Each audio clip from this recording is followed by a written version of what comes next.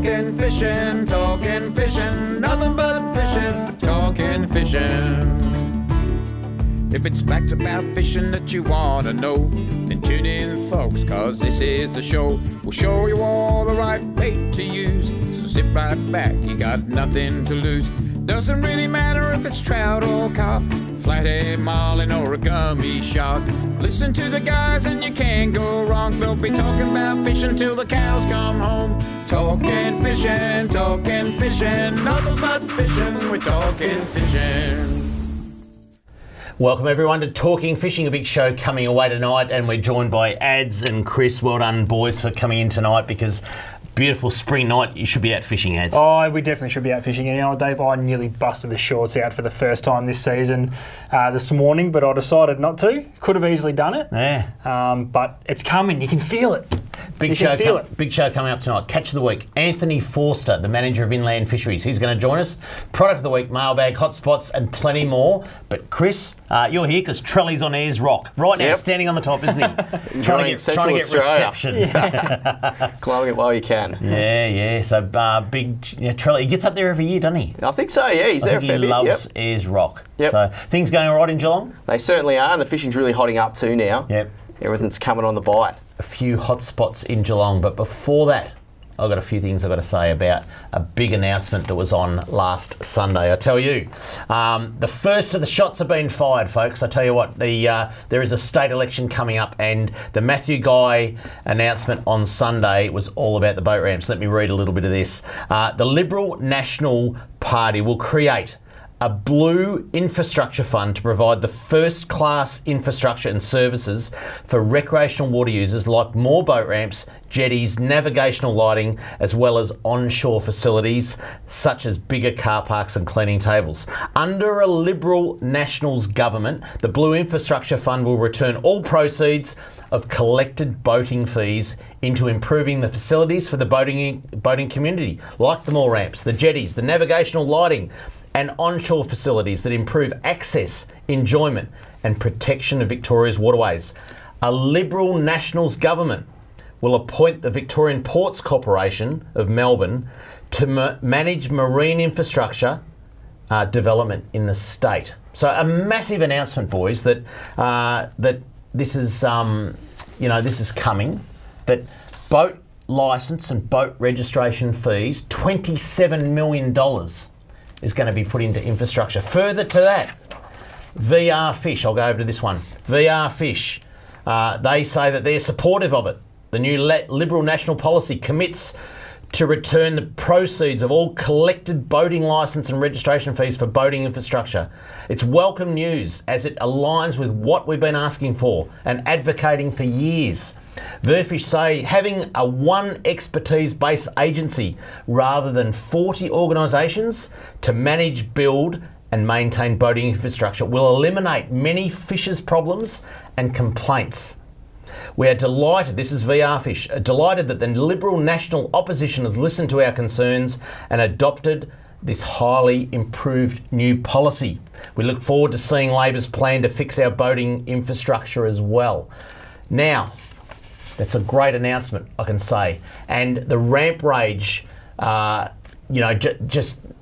if you don't know about it, Ramp Rage, I think it's .com.au, there's also a Facebook page, have done a marvellous job in saying enough's enough. Our boat licence and our boat registration fees, they go into cyberspace, a little bit comes back, and it's not good enough, and it's time to change. Now, this is a great announcement, but in speaking with the BIA today, I've got to say a couple of things about this. One, what do you do with $27 million? You make some great improvements in the first year. What do you do in the second year with $27 million? You've now put $54 million into boating infrastructure. What do you do in year 3 with another $27 million? I'm just not sure that that's responsible spending of $27 million a year, because we're going to end up with 5-storey car parks and gold-laced handrails down to the boat ramps. It's too much, according to the Boating Industry Association. They say that previous economic studies suggest that it's under $20 million. That's what it needs. $3 million should be going to Marine Safety Victoria for their education and training. $3 million should be going to the Coast Guard for our safety, our boaters' safety. $3 million should be going into the maintenance of the boat ramps. And that's why the councils of today collect your money, because they mow the lawns and they collect your rubbish. You know what? The Hobsons, talking to the BIA today, the Hobsons Bay Council collect $107,000 to empty your bins and mow the lawns. I tell you what, I want that job. I don't have to work a day a week to get $107,000. It's too much. But under a proper plan, a little bit of money would go to the Hobsons Bay Council just to mow the lawns and empty the bins. So I think there's a little bit of irresponsibility in this announcement. The other thing is, they haven't listened to the stakeholders in total. Because we asked for the abolishment of ramp fees, and it's just been ignored. We've asked for one authority to manage the day-to-day, manage the day-to-day of the boat ramps. Now, Verfish are saying that they are going to manage the day-to-day. The Nationals and the Liberals are saying, no, they're not going to manage the day-to-day. Trevor and Lynette Hogan are going to manage it. The guy at Warneat who collects your money, he's still going to manage it. And those funds that they collect for you to park, and when the car park's full and they fine you because you parked on the grass outside of the boundaries of the boat ramp, they're still going to be collected. They're still going to go into the council coffers, and they're not going to go into boating infrastructure. So I think there's holes in this policy, and it's up to the coalition to come back now and say, we're going to clarify this, we're going to clarify that. And it's up to the Labor government to come in and say, we're going to do the same. Because I tell you what, our boat ramps have been in trouble for a long, long time. This seems to be a rushed announcement. It needs to be proper. They need to come back and things need to be done. There you go. It's been a big couple of days in boating, I can tell you. Folks, let's have a look at what's been caught by the people at home. It's time for Catch of the Week. Catch of the Week, brought to you by Shimano, providing reliable, trustworthy, quality fishing gear for your enjoyment. Alrighty, let's kick it off, boys. The Goulburn River trout Went off. Hasn't it been good? Absolute crackers. You got people going from Geelong to the all Goulburn the way River. up to the Goulburn. Yep. There you go. So Luke Marchetti kicks it off, a 5.5 pound. Everyone sent them in pounds. A lovely trout on the Goulburn River. That is a cracking fish. That's a beautiful fish, isn't it? Reports of 100 cars at every little car park where there's access to the river. So it's been sensational.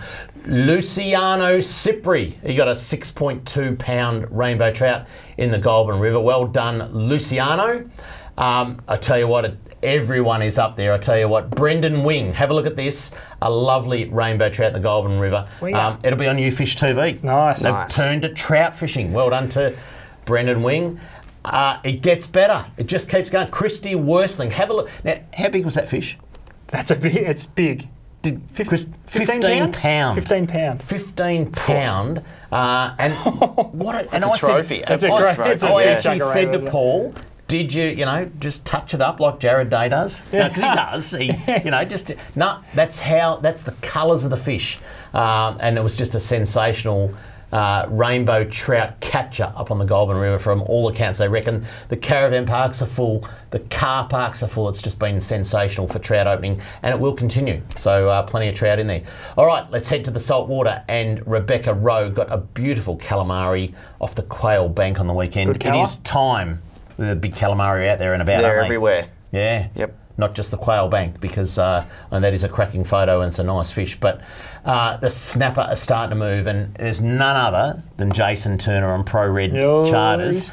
Always gets an early one, I tell you. Jason, he took Martin out, and have a look at this. Martin got a lovely snapper out in Westerport. Now, I reckon Jason will head over to Port Phillip soon. Pretty shortly. Go to his spots off Carrum. But well done, Jace. A beautiful fish for his customer. And can't go past Sean Ferdier. No, he just continues all winter, doesn't go away. We've said it week on week that Sean is just taking his customers out and getting the big gummy sharks. Yep. And have a look at this. Jacob Day and Luke Lawrence. That's a good fish. A beautiful good fish. gummy shark in Westerport. He's not bad on the camera, Sean, is he? He's good. I've got to say, out of any charter boat I race, because some of them are pretty average, with their photography, not saying nothing against charter boat, but they're actually fantastic. If you'd like to send in a pic of your catch of the week, this is what you have to do. If you want to be like me and have your photo on TV, email email your fishing pic to info@ifish.com.au. Yeah, I wanna go fishing. Coming up next, fisheries news, and we are joined by Anthony Forster, the manager of Inland Fisheries. Straight after this, I'm Talking Fishing. Talking fishing. We know what you'd rather be doing. We know what you've really got in mind. We know you'd rather be out fishing. And today's the day you're gonna wear the line. 'Cause every day's a good day. Stop wishing. Every day's a chance to drift away. Drift away. Every day's a good day for fishing. See it down and tackle world today. Talking fishing, nothing but fishing. We're talking fishing. Live from the studios of Channel 31 Melbourne, it's now time for some very fishy news. And just before we get into some fisheries news, Anthony Forster, no stranger to the camera at Thanks, Dave. Talking Fishing. Welcome. Thank you. It's good to have you in again. Yeah, it's good to be here. So much happening in freshwater. It's going off in all aspects. You lost a little bit of hair since we've not had at you. all. No. Hey? No. It's all good. It's all good. I'm hearing you're pretty busy, but I anyway. am busy. That's all true. good. Yeah. Let's kick it off, fisheries news, and the first one is the perch search has been on. Now, I know you guys headed to the east of the state, but on the weekend, you headed to the Tarwin River in Gippsland to collect broodstock for the Estuary Perch breeding program. I think we've got a couple of photos here to show. That's a broodstock. So that's one of How our big's that? guys. That's Nick Taylor, and he caught that. That was 45 centimetres. Wow. And it's one of the bigger ones on the weekend. Yep. So you guys, the collection that you got on the weekend, it complements the Estuary Perch search that you did in Marlow and Bem Rivers a couple of weeks ago. On the Tarwin on the weekend, 20 of the best tournament anglers in the state, along with local fishos and fisheries officers, helped collect fish. The biggest was 45, the smallest was 22, and the best 50 were flown up to the breeding hatchery in Narooma. Have a look. A couple more photos here. Let's have a look at this. We're not quite ready to show some photos. There you go. There's Kanga. Putting, got the old net out, got an estuary perch, putting them to the crates. Obviously, keep them alive on the water there, Anthony. Yeah, it's been going for 7 years, Dave. This program, and wow. This year we went to Gippsland twice. Yep. And we caught another photo too. Caught a whole bunch of estuary perch. Yeah. Yep. Here's an example of the activity on the day of packing. Yep. So the fish are being packed on the left. So you got them in crates. Yep. Packing them in crates in the foam boxes there. We are. Oxygenated water. Correct. Yep. And they're all boxed up in double sealed plastic bags and shipped off via a chartered aeroplane. So those estuary there's the plane. No, it's the plane. So you got a local landing strip up to Narooma, local landing strip back straight into the breeding facility. That's exactly right. Now That is amazing. We've tried transporting the fish via road. Yeah. It's just too long and it stresses the fish. By the time they're there, there's not much left to them. Really? So after a few attempts, we tried electrofishing, gill meshing, road transport. Yep. This is the way forward. So we've tried it and it's worked every time. By the time I'm back in Melbourne, the fish are in New South Wales. In the scheme of things, one flight is nothing. For what sort of a return do you get in estuary perch, like the numbers that we're stocking in Victoria? Well, so far we've stocked 400,000 estuary perch, a little bit more over the last 6 years. Yeah. And we have been delighted with the performance. Yeah. We're getting fish now at 35 centimetres. Yeah. So they're outstripping the growth rates of the estuarine EPs. Yeah. Because they grow better in lakes and productive waterways. Yeah. So we're really excited. And why Narooma? Well, Narooma is the epicentre of bass breeding. Yep. And we don't have the hatcheries in Victoria. And you know, my attitude is that if we've got a working hatchery in New South Wales, let's use it. Yeah, and it's been really successful. Are they on the shorelines of Wagga Inlet, or are they do they need a bit of salt in their breeding program? It's quite a specialised operation. Yeah. They need both freshwater and saltwater, and they need to balance the mix in order to get the fish into condition to breed them, and also to have plankton ponds, which are really productive for growing out the small fish. Yeah. Well, so there you go. As you're a fan of perch. Oh, perch are unreal. I think they're one of my favourite species. Why the difference in location? We had the perch search up at Bem last week, and now the weekend just gone, we were at the Tarwin. is it just to spread the load so you're not taking too many fish from one area, or is there a scientific reason why we're taking out two different systems? It's a really good question. So what we've done some research on estuary perch, and we've discovered that there's a little bit of genetic difference between the population in Gippsland versus the population the other side of Gippsland. And we think that there's a real physical barrier to their movement, and that's the Wilson's Promontory and the 90 Mile Beach. We find it with other species as well. So the genetic variation means that if we're going to stock estuary perch in the Maribyrnong River, for example, we want to collect fish from that central zone. In other words, this side of the Wilson's Promontory. It's interesting, isn't it? They come up with these definitive zones that the fish just choose themselves, basically. Yeah, That's exactly right. Yeah. Yep. Chris, over your side? My estuary perch are really sought after species, especially heading west to Nelson and the Glenelg River there. There's some absolute fantastic size estuary perch. The Hopkins River, that's known for... And in the Bowen? They are in the Bowen estuary. They're just very elusive, but I reckon they're probably some of the biggest you'll find in the state. Really? Yeah, from what I've seen, they're just very, very hard to tempt. Yeah. So this year our plan for EPs is the Maribyrnong River, the Barwon River. If we can get them in there, that'd be great. Fantastic.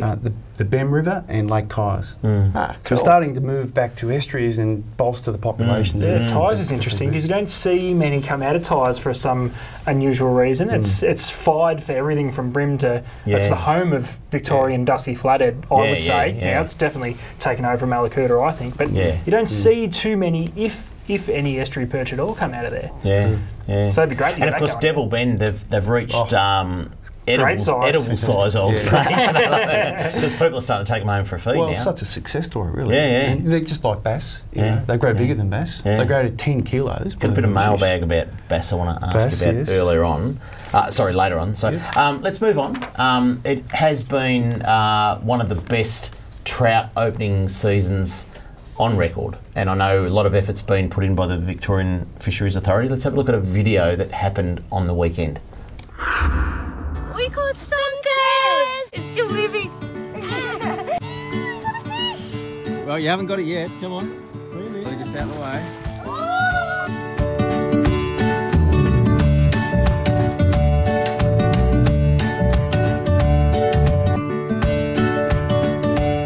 Got a fish.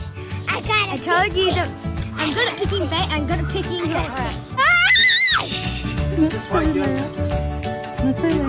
I told you it was lucky bait and lucky hook.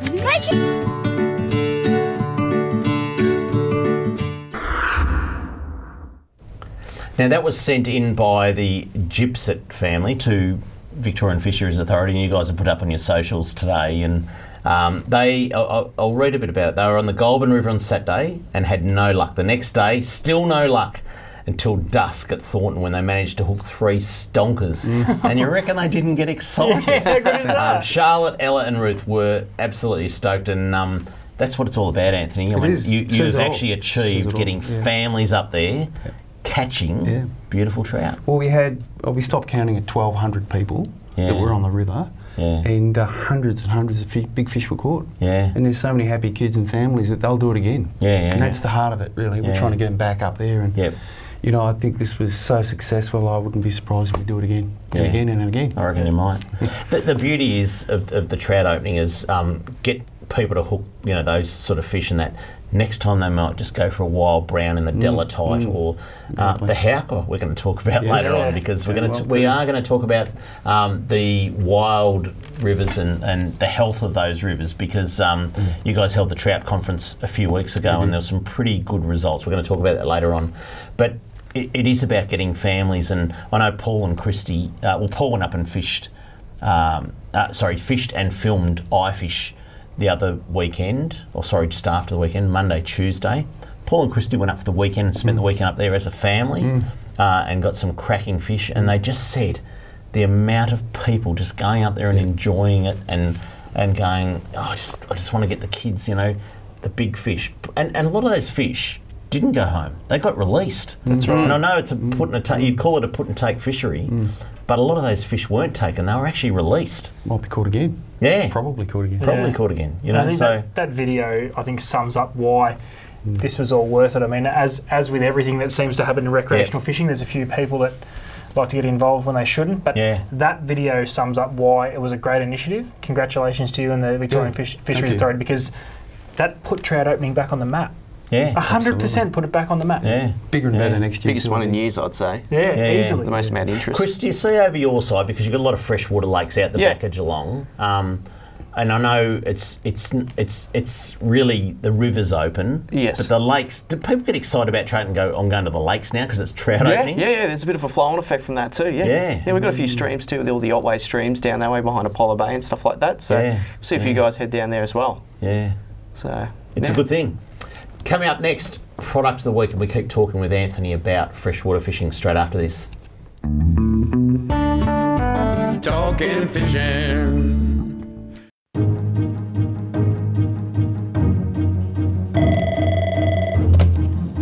Good morning, spotters. Stephanie speaking.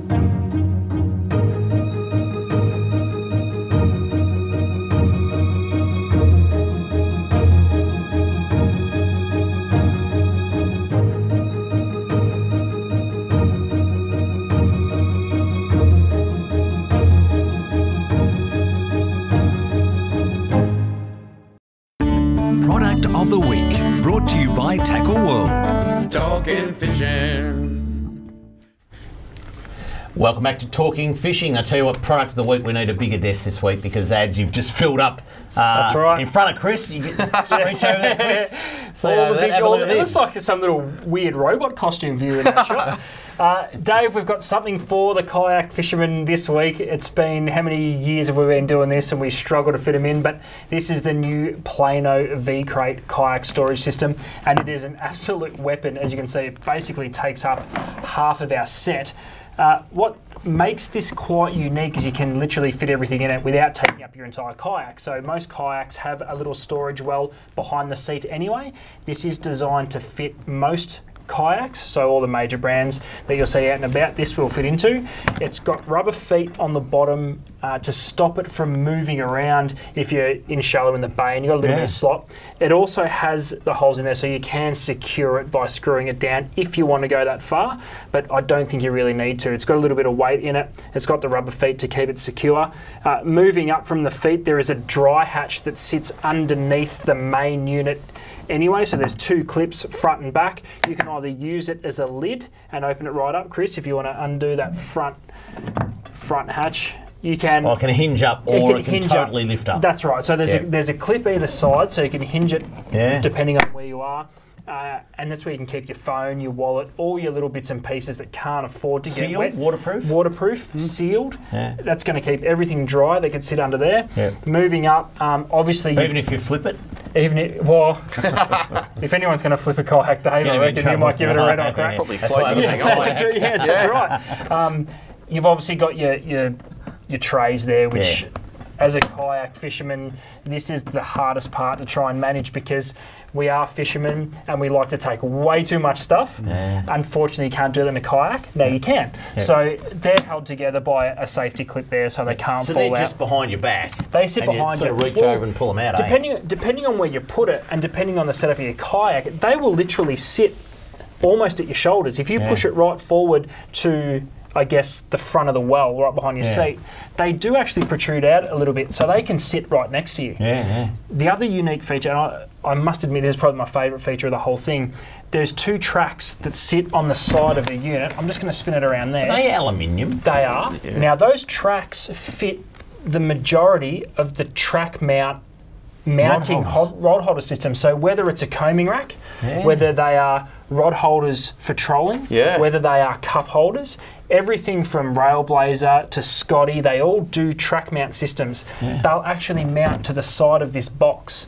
So they sit out from the kayak, giving you more storage around your waist and around the sides, the immediate sides to you, so that you're not cramped up all the time. And it's also got a bulk storage lock. There's a hole through the top there. In the top center? There's a hole through the top there. As you can see, now that's bulk storage. Now whether you put your lunch or something in there, your lunch, fill it with ice. If you want to, you can put a dry bag in there to keep extra tackle. You can have a can of Fanta in there. You could use it as a little calamari or whiting kill bin, I think. Just saying as well. But that's another little feature for bulk storage at the top. It's unique. Wow. It's different. There's plenty of features, and it might solve some of those crazy things on a kayak, which is storage, which you can never quite get a handle on anyway. There is also a heap of mounting points on it. So lanyards, you're really trying to hold stuff down. If you really want to stabilise it, there's heaps at the back here. There's heaps of mounting points on that as well. So you can really secure that down so it's not moving at all. You can hang pliers, knives, anything you want.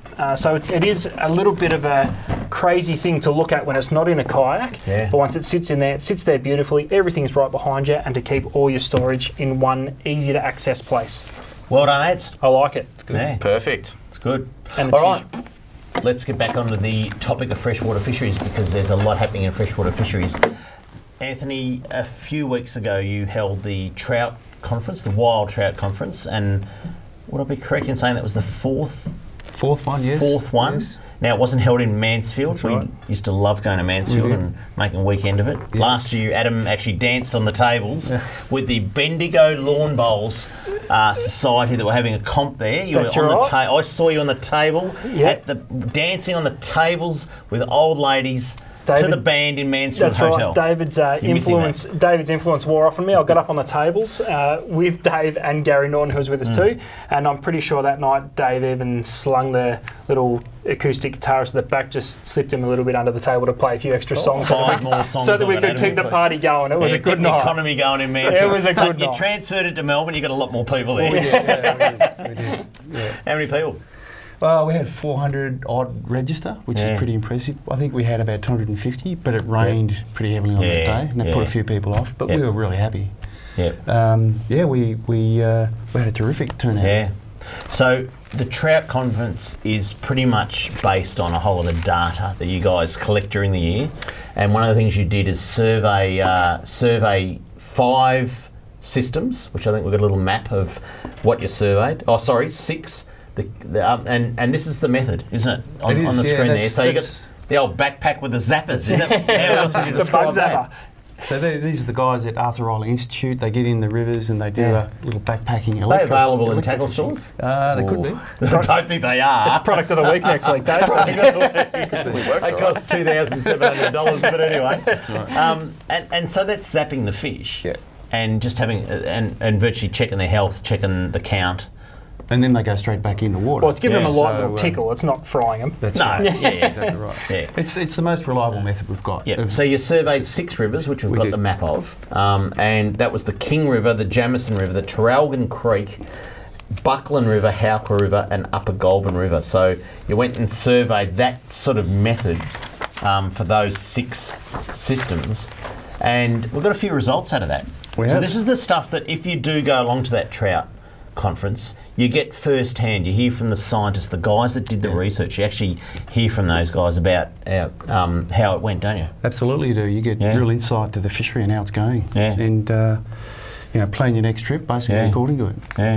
I wish I was planning my next trip, but I missed the Trout conference because Ads went to the Gold Coast or something for a holiday, and I had to work. I had to work that day, Ads. Don't you When remember? did I go to the Gold Coast? I don't know. I'm just making it up. But I had to work that day, and I couldn't go to the Trout Can I go to the Gold conference. Coast? But let's have a look. The largest trout out of all your survey work. Have a look at this. So this is a great graph.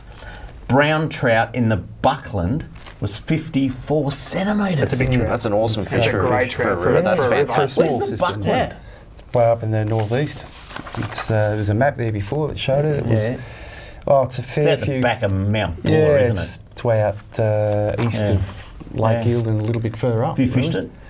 I don't think I have. I will be now. I think I've been there. So it's on the Australia. radar. It will be now. But I'm still trying to fish water, so. Second, if we can get that graph back up quickly, was the King. The Howker fared pretty good. Biggest rainbow was in the Upper Goulburn. Yep. At 31 centimetres. Traralgon's not bad, and the Jamison, is that surprising to you that Jamison had the smallest fish? It's it looks like a good river, but it hasn't performed particularly well over the last hit by few drought years. a fair bit. Yeah, I think so. For whatever, I mean, all these, it's not really a snowmelt, it's whatever other water source that feeds those rivers, and I think the Jamison end up being just pools this year. And we find each year the fish population sort of flip around a little bit. Yeah. Some years it's good in one river and not another, and it's often the environment and the flows that make that difference. The other thing is how many trout were caught in each river, and we've got another graph here to show how many trout were This is caught. great, Now, this information. this is handy stuff. All I can say is that Howquay is back. Yeah. So you actually have a measure each year for the last 4 years. You've done a measure of how many trout per 100 metres that you get with a zapper. Exactly right. Product of the week next week. Not only that, and if you came to the conference, you'd see the last 20 years and this data in comparison. Yeah. So we're getting 29 plus trout per 100 metres. So the Howquay was number one. Yep. I'll get that graph back up. Yep. Because I went to look at it. The Upper Goulburn was number 2, even though it had smaller fish. Buckland number 3, so that had stonkers. We need to suss and it. It's got we need to go to the Buckland because I was going to say, boys, you probably need chains to get there. Next road trip to Buckland, we need to suss this place out. And then have a look at it's got both the species. Jamison and the King were quite low, and Traralgon Creek quite low as well. So and some of these fisheries are recovering too. From drought and flood and fire and things of that nature. I've got a feeling they're not going to get much better. like there's not a lot of down a bit next year. No, there's not a lot of rain on the horizon. We're certainly in a different pattern. I mean, with drought in New South, Queensland, parts of Victoria, I mean, we are in strife for rain, aren't we? Oh, definitely. It doesn't look like it's coming. It's not looking great. Yeah. And the other thing I'll just point out, so this 29 trout per 100 metres is what the electrofish has caught. And you don't get them all? Not at all. In fact, some researchers are saying it's between 20 and 50%. Oh, so wow. It could be so essentially it could be double that. 50% or more fish in the system. They certainly don't get it. You know that's what we got to do on the Delatite. We're going to change it up to the Howquay? We're going to the Howquay, and I'm not going to walk further than 100 metres, so I'll go back to the car. No, because we often have a can at the end of it. I'm just going to do 100 metres, mate, and go back to the car and have a can. Absolutely. How good's that? 29 fish. And can I just say, I also didn't go to this conference, but I know a lot of people like to sit at home. Because you went away and I had to work for you and I couldn't go either. Remember? People like to sit at home and look through YouTube to get their information. Can I say, this conference, after witnessing it firsthand, this conference will give you 100 times more information and relevant information than you'll ever get out of YouTube. If you've never been, I'm sure this thing's going to keep going. Yeah. The information you get, this just sort of is a little bit... Touches on it. Yeah. But it's so good. The good thing is we've got one more graph to show you, but also all the talks at the Trout Conference are all up on the VFA YouTube channel. So you can actually watch all the talks from the scientists. Have a look at the last one. This is the health cards of wild trout streams from the last 4 years. So it's saying that 5 are excellent, 4 are very good, 6 are good. And now you've actually done, 5, 9... 15, 18, there's 20 rivers there, and only 2 of them are in the low, 3 of them in the moderate. Everything else is going pretty good. So the trout fishery is going well at the moment. Yeah. But you've got to realise that in 2012 things were very different. Yeah. Coming out of the millennium drought and really hot weather and low flows, the trout fishery was in trouble. Yeah. And that's what started the Wild Trout Fisheries Management Program. Yeah. Since then it's recovered, but it won't always be that way. Yeah. And one thing we've discovered is that trout are particularly vulnerable to hot weather and hot summers and low flows, but they are very resilient. So when the conditions are good, they're back. They thrive. There you go. Coming up next, Kramer's Mailbag, and we talk more with Anthony Forster. He's the Inland Fisheries Manager with the Victorian Fisheries Authority. Back soon on Talking Fishing. Talking Fishing. We know what you'd rather be doing. We know what you've really got in mind. We know you'd rather be out fishing. And today's the day you're gonna wet a line. 'Cause every day's a good day. Stop wishing. Every day's a chance to drift away. Drift away. Every day's a good day for fishing. See it down and tackle world today. Talking fishing, nothing but fishing. We're talking fishing.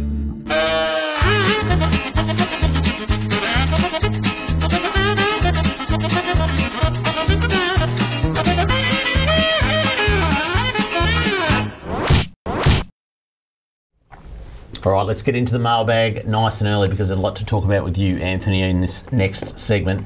The first one is from Joe. I'll head over this way.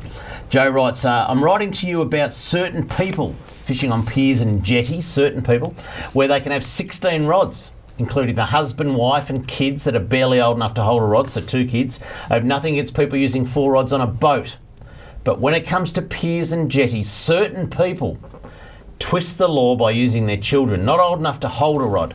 When is the law going to come in that land-based fishing, where you're restricted to 2 rods only on piers and jetties? Love your show, guys. Greatly appreciate if this email goes to air. Well, it is on air now, Joe. So now 2 rods are for inland fisheries, aren't they? It's that line of saltwater, freshwater. But piers, well... Marine waters, 4 rods. Yeah. That's the convention. Have your 2-year-old kid sit in a stroller with 4 rods? There's no law against it, is there? It's a fair point that's made. Yeah. It's not anything technically illegal going on, but morally it's probably shocking. Joe, we'll take it up. Don't you worry about that. We take these things up. Dear David and cronies, so crony 1, crony 2, maybe even 3. Went to the pondage on Sunday, Father's Day, Anthony, with my son and 3.5-year-old granddaughter, hoping to maybe catch a trout, as it's been stocked with ex-brewed fish and heavily promoted for the weekend being the opening of trout season. What a huge disappointment to arrive to a rapidly draining system which totally shut down the fishing in the pondage. Not sure how it affected the river, which was running hard, but we went home disappointed. Were last week's Catch of the Week's picks from Saturday or Sunday? Well, they're from both days, I can tell you. Surely the 2 government departments, not sure if Goulburn Valley Water is a government department, could work together to make this weekend work better and not release all the water for that one day of the year. Hope you can pass this on to Jarla Pulford. You got a direct line, Anthony? Not quite. Not quite, no. Adam has, but okay, well, go on, Adam. Love yours, Adams and Trelly's show, to keep up the good work and maybe not such a long break over winter as I missed the live shows. There you go, from Greg from Healesville said that. Another fair point. Do you guys have dialogue about the flow on the Goulburn River? Yeah, look, we do. What happened Sunday? Well, AGL, which generate electricity, you know, basically regulate the water for their own commercial purposes, and that means that the pondage goes up and down dramatically when the demand's there. Yeah. And would that have happened on the Sunday of trout opening weekend? I don't think it would matter for them. I think they're driven by the commercial imperative, and they've got the licence to do so. Yeah. So it just sort of collided, really. Yeah. Okay. That's. But it's worth a conversation with them about whether they can soften that impact. Bit happening with AGL. I don't want to put you on the spot, but there's some big gas plant proposed to Stony Point or something. And anyway, there's a big meeting on tomorrow about that. Don't you worry about that. News to come. Tim writes to us, "Hi guys, please advise fishers out there of Clifton Springs to keep an eye out for netters in the no netting zone.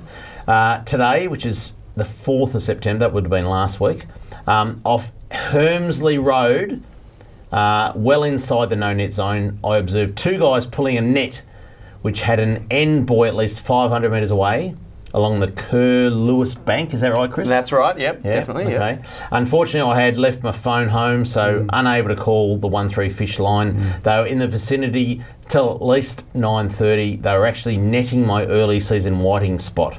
Can you make fisheries and all fishos aware of this? Well, we have. If you see any illegal activity, now we're not saying that as a commercial fisher, it could be a recreational with a commercial net, but if you see any of that 13 fish is the place to ring. It makes a difference. Yeah, absolutely. Definitely that one. They get results, so please do it. If you'd like to write into Kramer's Mailbag, this is what you do.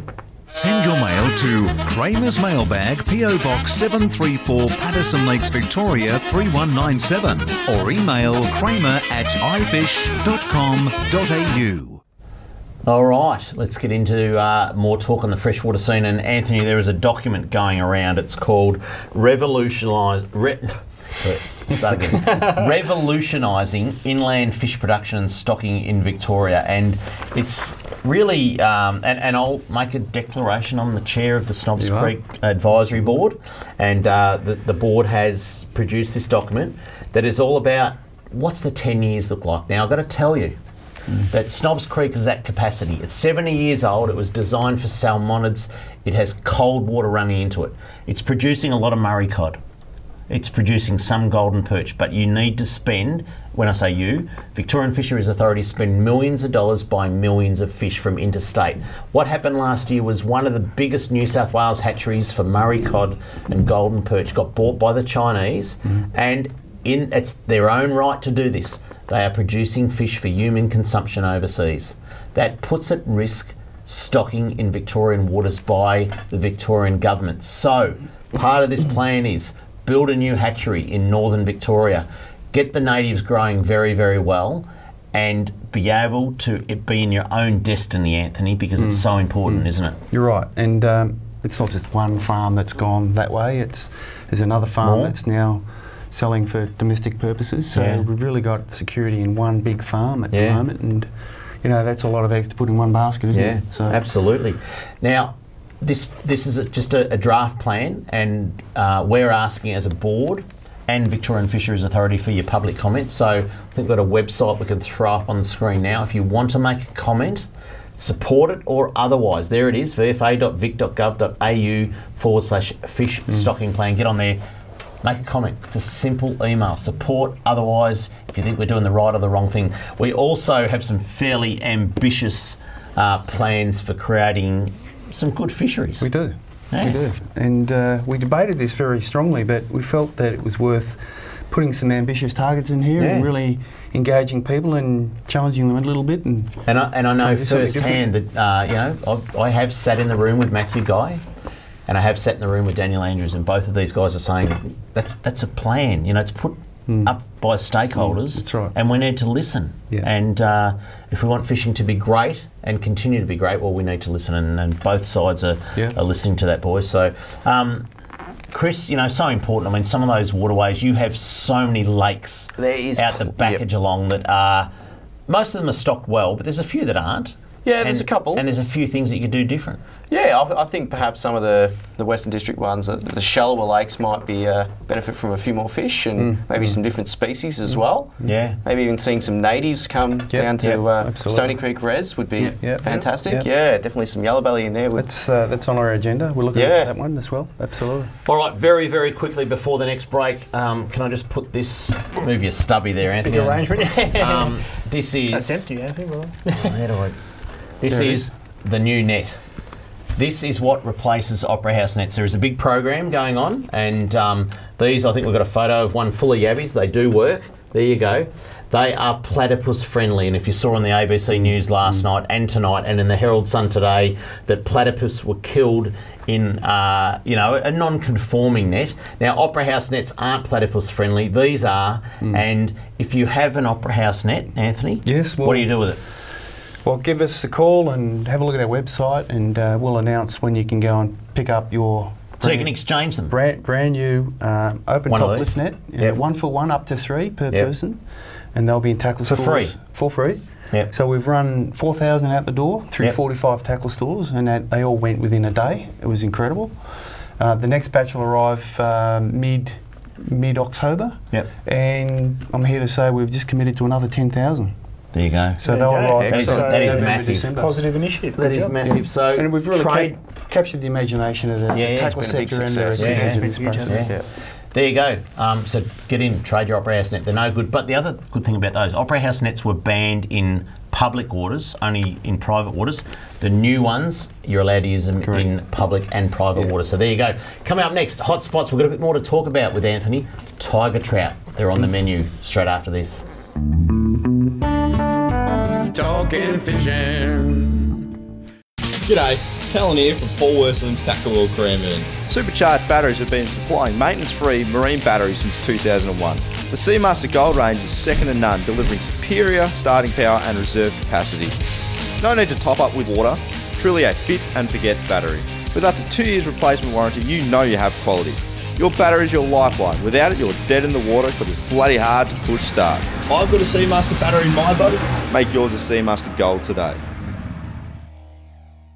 Talking fishing, nothing but fishing, we're talking fishing. And now the segment you've all been waiting for. Hotspots, brought to you by Seamaster Batteries. Make yours a Seamaster Gold today. Very, very quickly before we get into the hotspots, just a reminder that if you want to comment on that, you've only got till the 16th. Sunday the 16th, yep. Yep, which is this Sunday. That's correct. So get your comments on that. The website will be up on our social media tomorrow. But anyway, hotspots, let's get into it. And the first one is the snapper are in. There's a few winter snapper about, or spring snapper if you like. And Chris, Clifton Springs. They're out along the Point Richards Channel. The turn's a great spot. Just stay away from the big ships. But yeah, the snapper are definitely there. Make sure you use your sounder, mark them, sit back, burley, and you'll get fish on a tide change. There you go. Just around the corner on that western seaboard is a beautiful entrance to the Swan Bay and calamari on the go. They are huge, like a kilo and a half. Nice. Yeah, all in 3 to 4 metres of water, size 3, 3.5 jigs. You just got to try and get that slack tide. Yeah, okay. That's pretty key, yeah. You'll get a better window and be able to present your jigs a bit better. Over in Western Port, the capital of snapper, Adam, is the Coronella area. Yes, and it has fired particularly early this year. I know Scotty Harps from Tackle Cranbourne was out in his holidays, got a couple of good fish, and apparently there was a really nice bite window where you'd almost say they went off. Yeah. It looks like it's going to happen there first, which is a little bit unusual. They normally, a bit north goes... It goes first, but Coronella's right on the cusp of going right over. There you go. The Western Entrance is the capital of gummy sharks at the moment. Just look for Think Big Chart. No, I shouldn't have said that. Just look for Jerry Morse. I mean, no, don't look for him either. Well, yeah. Everyone is there in the Western Entrance for some big gummy sharks at this time of year. Let's head out to the west of the state, and Lake Purrumbete, Chris, has been on fire again for big browns. Yeah, that's the home of the big brown trout. Look for the bait balls pushing up onto the surface and just casting hard body lures around those of an evening along the east bank. Plenty of really big brown trout, well over 10 pounds. And the lucky last hotspot, we don't need to promote this one because you've seen enough. The Goulburn River. Why not get up there? 2,000 of those big trout were stocked. You just need to get up there and enjoy it because it probably will last for a while. Yes, don't for a second think they're all gone because every day we're seeing multiple fish that are popping huge, up all over Facebook. Absolutely. They are. Anthony, let's get serious. Okay. Tell us about tiger trout. These are wicked. What's the go? Tiger trout are a cross between a brown trout and a brook trout. Yep. And what we call sterile hybrids. So they don't normally occur in the wild, although very rarely they do. So what when you say sterile hybrids, so they don't breed normally? So they're in a different genus, and they don't normally come together in the wild. But when you cross them, you end up with the characteristics of both. Yeah. They look striking. They grow really big. Yep. And as opposed to brook trout, because you've done some brook trout stocking, haven't you? Yeah. So and is that been as good as you wanted it? We started a brook trout trial in Purrumbete, and we've done it for 2 years. And there's been 20 or 30 brook trout caught that we've known about, probably a lot more. The biggest fish we've heard of is about 1.2, 1.3 kilos. So they haven't set the place on fire, but they have created a lot of interest, and people that have caught them have been really excited by it. So we're thinking that the brook trout trial was very useful, created excitement. Now we're progressing to the next opportunity, which is tiger trout, which will grow bigger, faster, are more aggressive, and will really excite some people down there. Chris, I haven't heard anything. I mean, I follow your reports in Geelong about brook trout.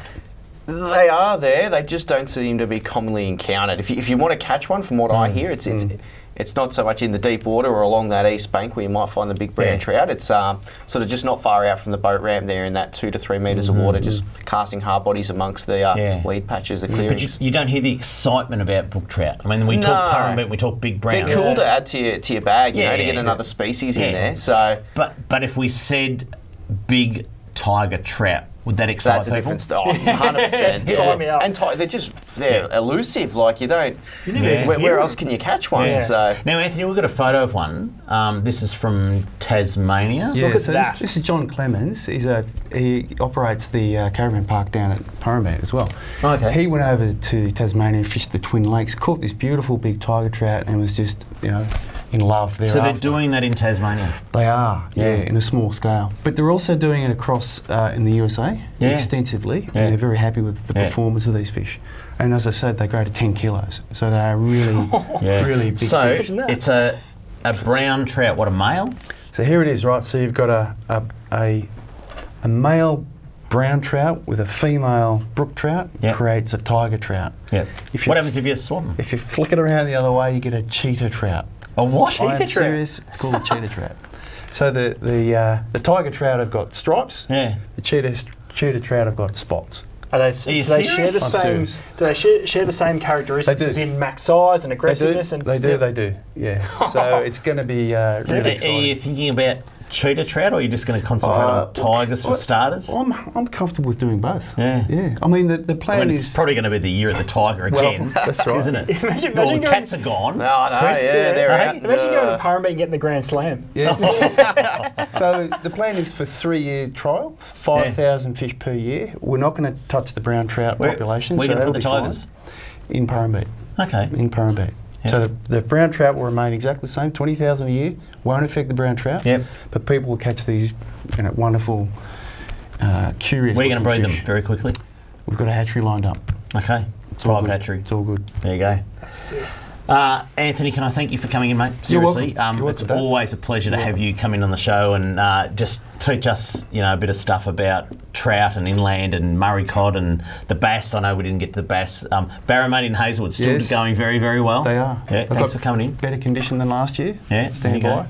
Chris, thanks for filling in for Trelly. No problem. Thanks for joining us, mate. Ayers Rock. Always good to have you and make us some great Western information. So well done. Thank you very much. That's it for Talking Fishing. We hope you enjoyed the show. Next week, we're joined in the studio by David Warren. David is a resident of the Gippsland Lakes, and he heads up the group that are saying it is time for commercial fish netting in Gippsland Lakes to end.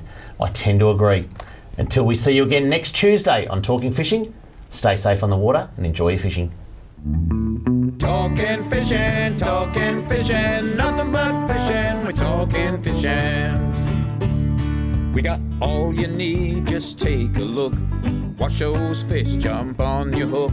So just relax and take your time. Enjoy the show, then drop us a line. Talking fishing, nothing but fishing, we're talking fishing. Talking fishing, nothing but fishing, we're talking fishing. Talking fishing.